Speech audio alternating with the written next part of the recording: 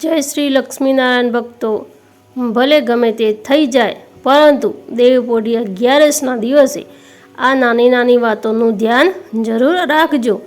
શાસ્ત્રોમાં આ એકાદશીને વર્ષના સૌથી પવિત્ર વ્રતોમાંનું એક માનવામાં આવ્યું છે.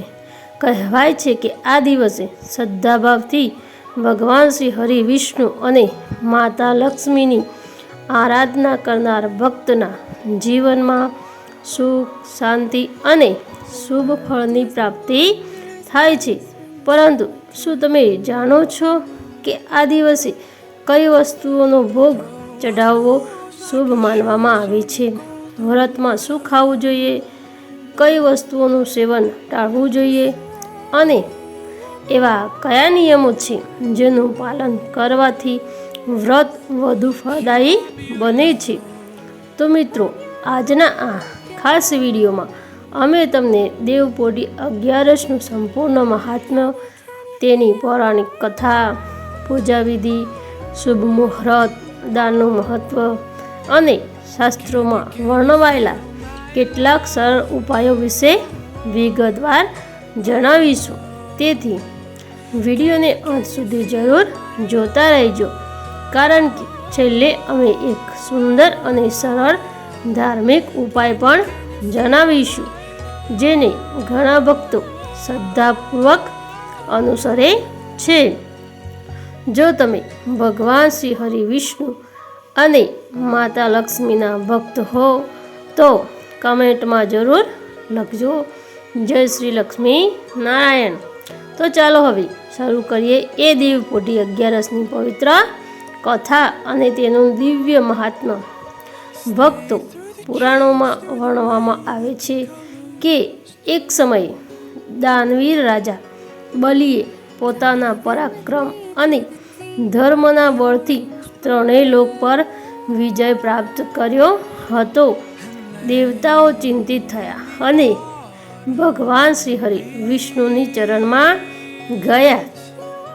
ત્યારે ભગવાને વામન અવતાર ધારણ કર્યો. નાના બ્રાહ્મણના સ્વરૂપમાં તેઓ રાજા બલિના યજ્ઞમાં પહોંચ્યા અને માત્ર 3 પગલાં જેટલી જમીન દાનમાં માંગી. રાજા બલિએ તરત જ તથાસ્તુ કહ્યું. એ જ ક્ષણે ભગવાને તેમનું વિરાટ સ્વરૂપ ધારણ કર્યું. તેમણે પ્રથમ પગલામાં આખી પૃથ્વી માપી લીધી અને બીજા પગલામાં સ્વર્ગ અને આકાશને આવરી લીધા. હવે ત્રીજું પગલું મૂકવાની જગ્યા બાકી રહી નહોતી. રાજા બલિએ નમ્રતાથી પોતાનું મસ્તક ભગવાનના ચરણોમાં મૂકી દીધું. ભગવાન તેમની ભક્તિ અને સત્યનિષ્ઠા અને દાનવીરતાથી અત્યંત પ્રસન્ન થયા. તેમણે રાજા બલિને પાતાળ લોકનું રાજ્ય આપ્યું અને વરદાન આપ્યું કે દર વર્ષે અષાઢ સુદ 11થી કાર્તિક સુદ 11 સુધી તેઓ યોગ નિદ્રામાં વિરાજમાન રહેશે. આથી આ એકાદશીને દેવપોઢી 11 અથવા દેવશયની એકાદશી તરીકે ઓળખવામાં આવે છે. આ દિવસથી ચાતુર્ય માસનો પ્રારંભ થાય છે અને ભગવાન શ્રી હરિ વિષ્ણુના સ્મરણ, ભજન, જપ, દાન અને સાત્વિક જીવનનું વિશેષ મહત્ત્વ માનવામાં આવે છે. હવે પ્રશ્ન એ છે કે દેવપોઢી 11ના દિવસે કયો ભોગ ભગવાનને સૌથી પ્રિય છે? કયા ફળ અને પ્રસાદ અર્પણ કરવા જોઈએ અને આ વ્રતમાં શું ખાવું જોઈએ જેથી શાસ્ત્ર મુજબ વ્રત પૂર્ણ માનવામાં આવે? હવે આગળના ભાગમાં આપણે આ તમામ વાતો વિશે જાણીશું. તેથી મિત્રો, વિડીયોમાં અંત સુધી જરૂર બને રહેજો.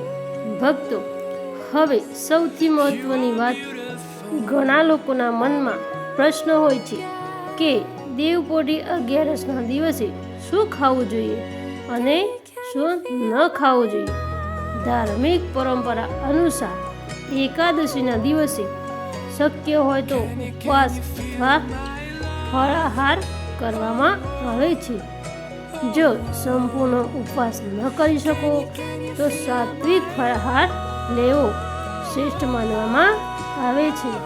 અને આ દિવસે ભગવાન શ્રી હરિ વિષ્ણુને કેળા, દ્રાક્ષ, નારિયેળ, તુલસીના પાન અને મખાનાની ખીરનો ભોગ અર્પણ કરવો શુભ માનવામાં આવે છે. ભોગ અર્પણ કર્યા પછી તે પ્રસાદ પરિવાર સાથે ગ્રહણ કર. ફળાહારમાં તમે બટાકા, શક્કરિયા, મખાના, સાબુદાણા, દૂધ, દહીં, ફળ અને સૂકા મેવા પણ લઈ શકો છો.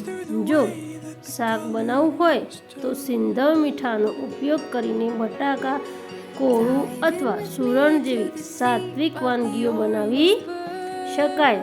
પરંતુ ભક્તો, હવે એક વાતનું ખાસ ધ્યાન રાખો. એકાદશીના દિવસે સામાન્ય રીતે અનાજ, ચોખા, દાળ, લસણ, ડુંગળી અને તામસિક ભોજન ટાળવાની પરંપરા છે. આ નિયમોનો હેતુ શરીર અને મનને વધુ સાત્વિક બનાવવાનો છે. હવે વાત કરીએ પૂજા વિશે. જો તમે સવારે સ્નાન કરીને ભગવાન શ્રી હરિ વિષ્ણુ અને માતા લક્ષ્મીની સામે ઘીનો દીવો પ્રગટાવો, તુલસીના પાન અર્પણ કરો અને ઓમ નમો ભગવતે વાસુદેવાય મંત્રનો જાપ કરો તો આ દિવસનું આધ્યાત્મિક મહત્વ વધુ અનુભવી શકાય છે. અને શાસ્ત્રોમાં દાનનું પણ વિશેષ મહત્વ જણાવવામાં આવ્યું છે. તમારી શક્તિ મુજબ ગરીબ અને જરૂરિયાતમંદ લોકોને અન્ન, વસ્ત્ર અથવા ફળનું દાન કરો.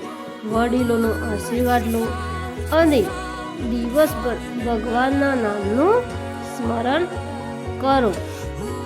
ભક્તો, યાદ રાખો, ભગવાનને સૌથી પ્રિય વસ્તુ કોઈ મોંઘો ભોગ નથી, પરંતુ સાચી શ્રદ્ધા, નિસ્વાર્થ ભક્તિ અને સારા કર્મો છે.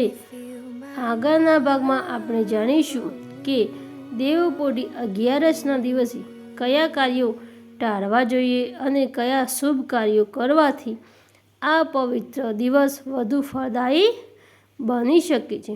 તેથી વિડીયો અંત સુધી જરૂર જોતા રહેજો. ભક્તો, હવે જાણીએ કે આ પવિત્ર દિવસે એવા કયા શુભ કાર્યો છે જે શાસ્ત્રોમાં પ્રશંસનીય માનવામાં આવે છે. સૌથી પહેલાં બ્રહ્મ મુહૂર્તમાં ઉઠીને સ્નાન કરો અને સ્વસ્થ, શક્ય હોય તો પીળા અથવા સફેદ વસ્ત્ર ધારણ કરો. ત્યારબાદ ભગવાન શ્રી હરિ વિષ્ણુ, માતા લક્ષ્મી અને તુલસી માતાની ભક્તિભાવથી પૂજા કરો. પૂજામાં ઘીનો દીવો પ્રગટાવો, ધૂપ અર્પણ કરો, તુલસીના પાન, પીળા ફૂલ અને ઋતુ અનુસાર ફળોનો ભોગ ધરાવો. ભગવાનના ચરણોમાં બેસીને ઓમ નમો ભગવતે વાસુદેવાય અથવા વિષ્ણુ સહસ્ત્ર નામનું પાઠ કરો. જો શક્ય હોય તો આખો દિવસ મન, વાણી અને કર્મથી સાત્વિકતા જાળવો. કોઈની નિંદા ન કરો, કડવા શબ્દ ન બોલો અને કોઈનું દિલ ન દુભાવો.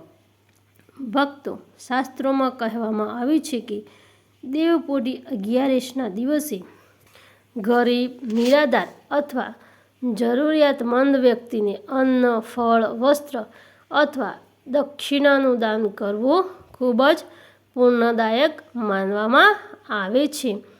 તુલસી માતાની પ્રદક્ષિણા કરો અને તેમની પાસે પરિવારના સુખ, શાંતિ અને સદબુદ્ધિ માટેના પ્રાર્થના કરો. જો તમારા ઘરે નાના બાળકો હોય તો તેમને પણ ભગવાનની કથા સંભળાવો અને ભક્તિનો સંસ્કાર આપો. આ પણ એક પ્રકારની સેવા માનવામાં આવે છે. અને સૌથી મહત્ત્વની વાત, આ દિવસે ભગવાન પાસે માત્ર ધન કે સંપત્તિ જ નહીં, પરંતુ સારા સ્વાસ્થ્ય, સદબુદ્ધિ, પરિવારનું સુખ અને સર્વના કલ્યાણ માટે પ્રાર્થના કરો, કારણ કે ભગવાન સાચા ભાવથી કરેલી પ્રાર્થના જરૂર સાંભળે છે. હવે આપણે આગળના ભાગમાં જાણીશું કે દેવપોઢી 11ના દિવસે કઈ ભૂલો ટાળવી જોઈએ અને શાસ્ત્રો અનુસાર કયા નિયમોનું પાલન કરવાથી વ્રત વધુ ફળદાયી બને છે. તેથી વિડીયોમાં અંત સુધી બન્યા રહેજો. ભક્તો, હવે વાત કરીએ એવી કેટલીક બાબતોની જે એકાદશીના દિવસે શક્ય હોય ત્યાં સુધી ટાળવાની પરંપરા છે. સૌથી પહેલાં આ દિવસે ક્રોધ, ઝઘડો અને કડવી વાણીથી દૂર રહો.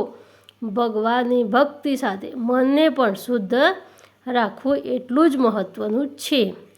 એકાદશીના દિવસે ઘણા લોકો લસણ, ડુંગળી, માંસાહાર અને નશીલી વસ્તુઓથી દૂર રહે છે અને આ દિવસે સાત્વિક જીવન જીવવાનો સંદેશ આપે છે.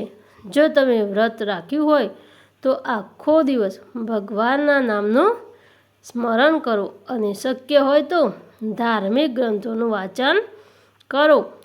ભક્તો, હવે દિવસે ગરીબ કે જરૂરિયાતમંદ વ્યક્તિ તમારા ઘરે આવે તો તેને તમારી શક્તિ મુજબ અન્ન, ફળ અથવા પાણી આપવાનો પ્રયત્ન કરો. દયા અને સેવા પણ ભગવાનની સાચી ભક્તિ છે. વડીલોનો આશીર્વાદ લો, માતા પિતાનું સન્માન કરો અને ઘરના દરેક સભ્ય સાથે પ્રેમથી વર્તો. તુલસી માતા પાસે ઘીનો દીવો પ્રગટાવીને ભગવાન શ્રી હરિવિષ્ણુનું સ્મરણ કરો. તુલસીના છોડની આસપાસ સ્વચ્છતા રાખો અને ભક્તિભાવથી પ્રાર્થના કરો. ભક્તો, હવે એક વાત હંમેશા યાદ રાખજો. ભગવાન શ્રી હરિવિષ્ણુને દેખાડો નહીં, પરંતુ સાચી શ્રદ્ધા, સારા કર્મ અને નિસ્વાર્થ ભક્તિ સૌથી પ્રિય છે. જો મન પવિત્ર હશે તો નાની પૂજા પણ ભગવાન સુધી જરૂર પહોંચશે. જો તમે આખા દિવસે વ્રત, પૂજા, દાન, સેવા અને સદાચારનું પાલન કરશો તો આ પવિત્ર દિવસનું સાચું ફળ પ્રાપ્ત થશે. જો તમને આ માહિતી પસંદ આવી હોય તો વિડીયોને લાઈક કરો, ચેનલને સબસ્ક્રાઈબ કરો અને કમેન્ટમાં જરૂર લખો, જય શ્રી લક્ષ્મીનારાયણ. ભગવાન શ્રી હરિવિષ્ણુ અને માતા લક્ષ્મીની કૃપા તમારા અને તમારા પરિવાર પર હંમેશા બની રહે. ધન્યવાદ મિત્રો. ફરી મળીએ એક નવી ધાર્મિક અને પ્રેરણાદાયક વિડીયો સાથે.